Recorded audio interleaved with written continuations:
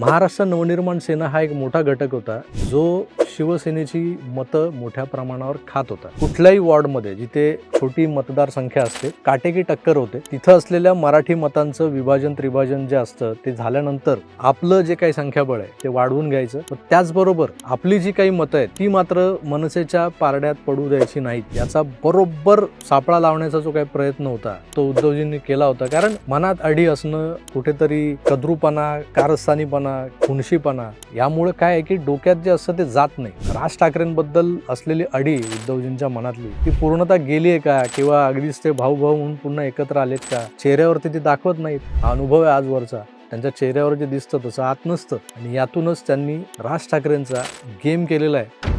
त्यांनी व्यवस्थितरित्या मनसेची सगळी मतं आपल्याकडे कशी ट्रान्सफर होतील याची काळजी घेतली। शिवसेना उभाटा गटाची जी काही मतं होती ती मनसेच्या उमेदवारांना ट्रान्सफर झालीच नाहीत। मुळातच जागा वाटपामध्ये 3 पट जास्त जागा या उभाटा सेनेनं घेतल्या होत्या। जर आपण 50 जागा लढवल्या तर एक 50% विजयाची खात्री आहे, किंवा आता 2 ठाकरे बंधू एकत्र आले, ठाकरे ब्रँड ज्याला आपण म्हणत होतो, त्यामुळे जर दोन्ही गटांना फायदा झाला तर यांना त्या 50 मधले 25 तरी निवडून येणं गरजेचं होतं। आणि सगळ्यांना वाटत होतं की मनसेचे किमान 20 ते 22 उमेदवार निवडून येतील। आज संजय राऊत पण म्हणाले की मनसेचे 22 ते 23 उमेदवार निवडून यायला हवे होते, ते आले नाहीत। त्यामागे कोण होतं, राजसाहेबांचा गेम कोणी केलाय हे जगजाहीर आहे मित्र।